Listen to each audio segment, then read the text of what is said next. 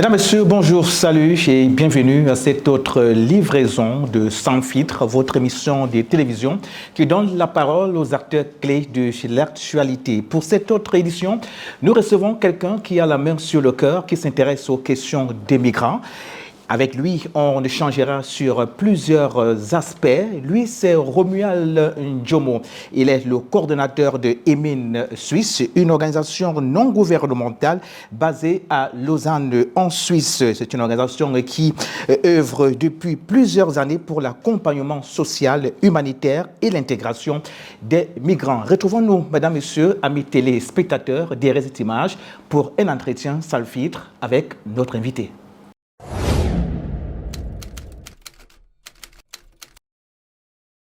Monsieur Romuald Ndjomo, bonjour. Bonjour, monsieur. On rappelle que vous êtes le coordonnateur de Emin Suisse, une organisation non gouvernementale qui s'intéresse aux questions de migrants basée à Lausanne. C'est bien ça? C'est bien ça, tout à fait. Alors, d'entrée, qu'est-ce qui vous a poussé personnellement à créer Emin Suisse? Je vous remercie déjà de m'avoir invité et puis de m'accorder ce moment de partage. Alors, toute la famille Emin Suisse et toutes les personnes sympathisantes vous remercie. Alors, Emin Suisse est né d'un vécu de terrain et puis qui a été accompagné d'une profonde indignation face à la précarité et l'invisibilité que cette précarité accompagne. Donc il y a l'exclusion aussi que subissent beaucoup de migrants aussi, et des personnes vulnérables. Il n'y a pas que les migrants, il y a des personnes de la société suisse qui subissent une certaine exclusion et qui n'ont pas les moyens d'être accompagnés. Voilà, c'est vraiment ce qui nous a... Alors, quel constat de départ avez-vous fait sur la situation des migrants et des personnes vulnérables?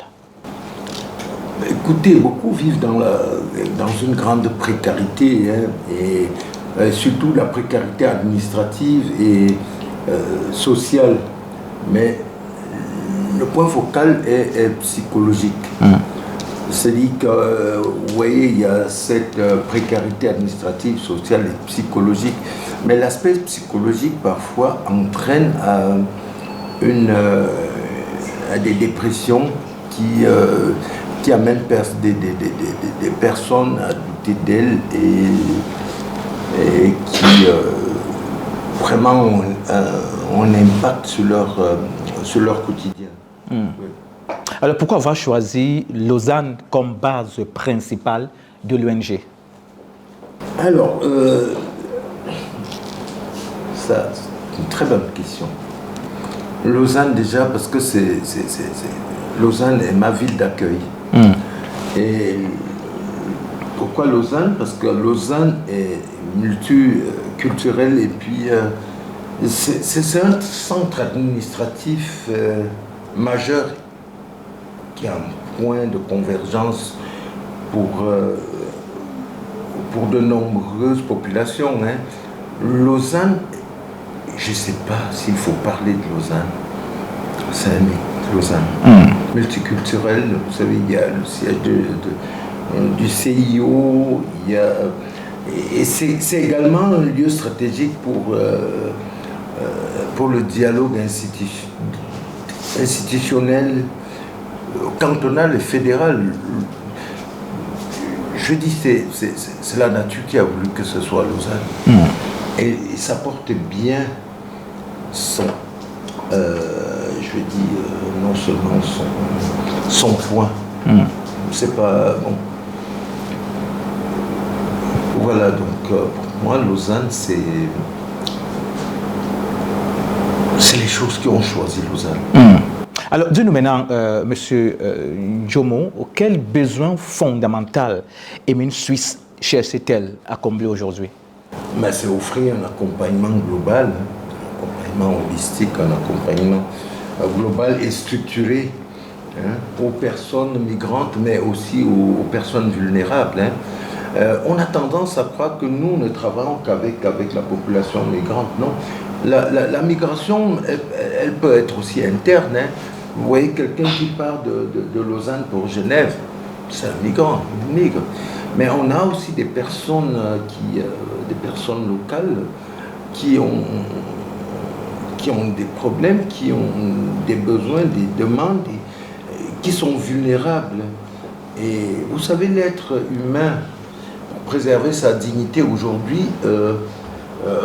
préfère rester dans son coin que d'aller toquer ou aller solliciter les services ou les organisations pour les accompagner. Et ça, c'est quelque chose que nous avons constaté. Donc, nous offrons un accompagnement global, personnel, ciblé aussi aux personnes migrantes, mais aussi aux personnes qui vivent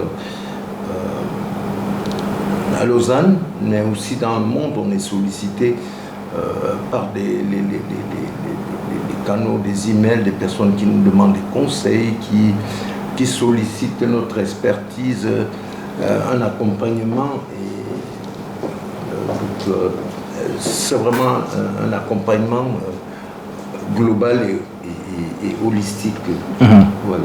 Alors, si vous en avez convenance, M. Romuald Ndjomo, nous allons maintenant aborder la deuxième dorsale de cet entretien. On va s'intéresser principalement aux missions et à vos différents champs d'action. Et la question qui me taraude l'esprit à l'instant, c'est de savoir quelle est la mission centrale des mines suisses. C'est de défendre les droits fondamentaux, vraiment les droits fondamentaux, et favoriser surtout l'inclusion sociale et accompagner les parcours de vie des personnes vulnérables,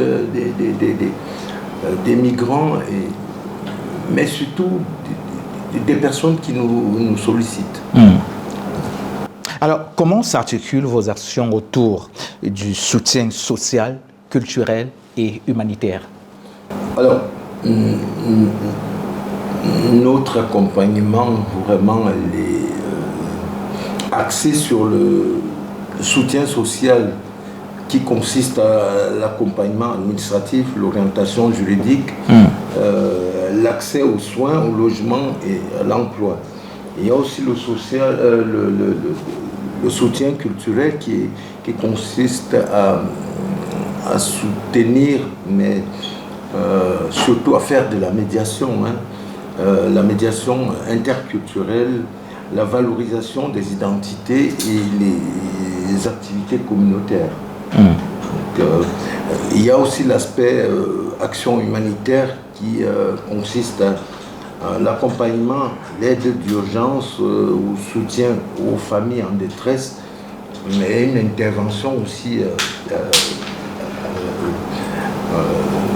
ponctuelle dans des zones précaires et aussi de manière ciblée.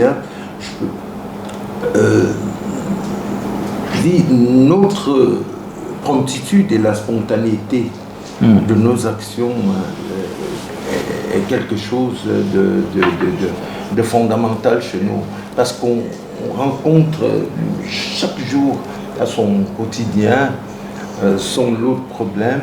Et vraiment, nous, on intervient ou on accompagne suivant les besoins des gens. Alors, toujours dans le même registre, M. Romuald Ndjomo, quelle place occupe la médiation et la prévention dans votre stratégie d'intervention? Alors, la médiation vraiment est au cœur de notre stratégie, et surtout la médiation est un peu la clé de la voûte de nos stratégies, parce que je pense que avec une médiation, on a les clés pour accompagner et intervenir. Cette médiation aussi permet de désamorcer les conflits, faciliter la communication entre les bénéficiaires, les institutions aussi, et elle prévient l'inclusion sociale et vraiment nous oriente dans toutes nos actions. Alors pour sortir de cette dorsale, en quoi consiste concrètement votre accompagnement à l'intégration des migrants? Alors, il y a cette aide administrative, l'orientation vers les services compétents, notamment les services sociaux, les services médicaux, un soutien psychosocial qui est vraiment quelque chose qui est très important dans la vie des migrants. Hein. Il y en a qui arrivent brisés et qui ont un récit, qui ont un vécu, mais qui ont de la peine à crédibiliser. On a de la peine à les croire. Il y a beaucoup qui ont subi des atrocités, pas seulement dans le parcours, mais qui ont vécu des choses qui les ont incités au départ. Quand je parle de migration, ce n'est pas simplement des migrants qui viennent d'Afrique, hein, même à l'interne. Nous avons vu les violences conjugales, on en parle peu. Voilà aussi un facteur, un déclic pour que des personnes abandonnent et essayent de trouver refuge en fuyant, même en Suisse. Hein.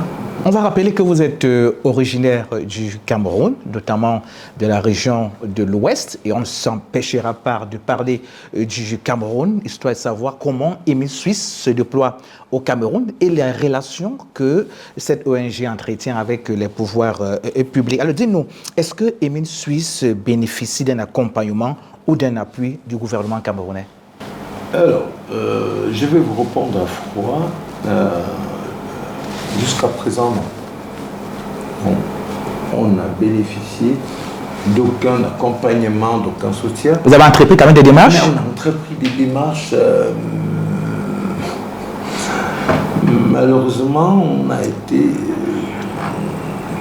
soit heurté aux procédures administratives ou à la lenteur. Mais ce n'est pas un propre au Cameroun, hein, je le dis, puisque il ne faudrait pas qu'on pense que le Cameroun est le pays où il y a des lenteurs administratives, où les choses n'avancent pas. Non, en Suisse, le pays où on a créé cette structure, il y a je pense que dans toutes les institutions, il y a ce qu'on appelle la peur, la crainte de se tromper et d'être trompé qui envahit. On se dit que quand vous arrivez avec un projet humanitaire, ce n'est pas un projet commercial. On parle de l'humain, de l'être. Et on se pose des questions, mais pourquoi, comment? Et puis, n'oubliez pas qu'il y a bien d'autres structures aussi humanitaires qui font dans ça. Maintenant, on ne bénéficie d'aucun soutien ni d'aucun financement étatique. On a d'autres institutions para-administratives qui ont cru à nous et qui ont signé des partenariats avec nous. Alors, on l'a dit à l'entame de cet entretien, M. Romuald Ndiomo, Émile Suisse étend ses tentacules sur l'échiquier international. Et puisqu'on parle maintenant du Cameroun, de façon concrète, comment Émile Suisse se déploie-t-il sur le territoire camerounais? Alors, se déployer, je pense que le déploiement est encore en cours, hein, et la structuration des relations avec les autorités locales et administratives se construit à son rythme. Vous savez qu'on sort d'une période... Crise post-électorale. Non, je ne parlerai pas de crise post-électorale, mais nous sortons d'un processus électoral comme tout État démocratique, parce qu'il y a des moments où on renouvelle, ou alors il y a ces actions politiques qui interviennent suivant la Constitution. Et il faut respecter et puis avancer avec les différents acteurs. Vous savez, le Cameroun, on a beau croire, mais on est une jeune démocratie et on avance. Et la révolution communicative et informatique, la communication avec les réseaux sociaux et tout ça contribue aussi et ont un impact sur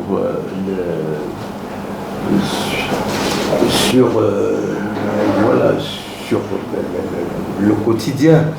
Donc je pense que, mais on a quand même approché des personnes, des acteurs qui sont prêts et qui seraient prêts à nous accompagner. Je pense que avec l'avènement des élections, les responsables sont en train de structurer, de faire les choses comme ça se doit pour pouvoir mieux remplir leur portefeuille, accompagner les institutions, les organisations, les associations aussi.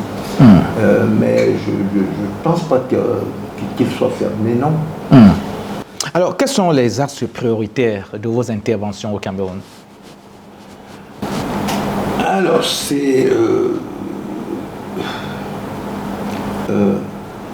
les priorités sont, on va dire, le déploiement à travers les relais communautaires, mais surtout, il y a la question des personnes vulnérables. Ça, c'est une priorité. Les femmes et les personnes vulnérables, la jeunesse qui est aujourd'hui sans perspective, mais aussi les personnes déplacées, en situation de... Il y a des conflits internes aussi qui ont motivé des gens ou alors qui ont obligé des gens à se déplacer. Mais il y a la question de la santé aussi. Ça, c'est vraiment l'axe priorité actuellement, c'est la question de la santé mentale. C'est une question qui est restée longtemps tabou. On voit une jeunesse dépravée, on voit la question les pressions psychologiques, psychosociales qui conduisent à des grandes dépressions. Il y a les dépendances aux produits psychotropes, les drogues et tout, qui entraînent à la maladie mentale. Avant, la maladie mentale était perçue un peu comme de la sorcellerie. Pourtant, c'est des choses qu'il faut traiter en amont. Donc, ça, c'est vraiment nos axes. On est axé sur la vulnérabilité, la perspective de la jeunesse aussi, mais surtout les situations de crise qui amènent à la dépression et qui conduisent à des maladies mentales. Nous acheminons inexorablement vers la fin de cet entretien, M. Romuald Ndjomoun. Sur ces temps, nous allons aborder la dernière dorsale. Quelles sont les principales difficultés que vous rencontrez dans la mise en œuvre de vos activités? Alors le financement, il y a l'insuffisance du financement. Bon, c'est vrai que là on a jusqu'ici pas sollicité vraiment, mais c'est surtout le financement. Vous savez, dans le déploiement de chaque projet, même commercial, il y a la question financière, donc il y a ça. Il y a les lenteurs administratives, mais aussi l'accès, limité aux ressources. Vous savez, on est une jeune organisation. Même si on existe depuis les années 2000, mais vous savez, construire l'humain prend beaucoup de temps. Et puis, avoir une crédibilité demande aussi un peu de temps. Donc, c'est surtout l'accès aussi, comme je disais, aux ressources. Cet accès est limité. On espère que... Tout à l'heure, vous évoquiez les questions de financement. Est-ce qu'aujourd'hui, on peut dire que le financement et la mobilisation des partenariats constituent un défi majeur? Bien sûr. Bien sûr. C'est la voûte c'est la voûte de la construction. Voilà. Alors, quels sont les projets ou programmes phares d'Emile Suisse à court et à moyen terme? C'est un accompagnement optimal, hein, un accompagnement social holistique, hein, un accompagnement holistique, hein, vraiment, c'est ça, c'est-à-dire que prendre l'humain dans sa globalité, avec vraiment, aux sorties des entretiens, essayer de déceler, de ressortir quels sont vraiment les éléments qui vont permettre de reconstruire. Vraiment, c'est un accompagnement holistique dans sa globalité, c'est-à-dire déceler et personnaliser la manière d'apporter et de partager. Et il y a aussi des programmes de formation, hein. Ça rentre aussi dans la personnalisation. Et quand je parlais d'un accompagnement holistique, c'est-à-dire il faut aller chercher quelles sont les attentes des personnes, comment est-ce qu'on arrive à travailler avec, comment on arrive à leur donner, leur rendre la dignité que la société leur a arrachée. Et ça passe aussi par des programmes de formation. Et il faudra aussi qu'on mette sur pied des plateformes d'orientation. C'est-à-dire, le tout n'est pas simplement de parler de formation, mais s'il n'y a pas une plateforme d'orientation et d'accompagnement ciblé et personnel, on n'y arrive pas. Donc vraiment, ça, ce sont nos projets à venir. Alors, quel message souhaitez-vous adresser aux autorités, aux partenariats, ou alors tout au moins aux partenaires et aux populations concernées? Je vais résumer en disant que la dignité n'a pas de frontières et qu'ensemble, on pourra construire une société plus juste, plus solidaire et inclusive. C'est tout ce que je peux dire. Alors, nous sommes arrivés au terme de cet échange. Monsieur Romuald Njomo, merci pour votre disponibilité. Nous vous souhaitons bien de choses pour la suite. C'est moi qui vous remercie. Et puis, j'espère qu'ensemble, on pansera les blessures de nos semblables et qu'on construira une société de manière inclusive. Et je vous remercie de l'intérêt que vous avez pour l'humain et de la confiance que vous avez mis en l'ONG INMI Suisse, en partenariat avec la Croix-Rouge camerounaise, le centre médical Jocelyne Claire, l'association RIWA qui aujourd'hui s'intéresse vraiment à l'humain. Merci beaucoup, M. Mouton. Chers téléspectateurs et téléspectatrices, nous vous donnons rendez-vous très vite pour un autre entretien avec une autre personnalité. Cette émission est une œuvre de MN Pro, émission à retrouver dans nos différentes plateformes YouTube, Facebook et bien d'autres. Restez scotchés sur nos programmes, le meilleur reste à venir. Au revoir à tous et à toutes.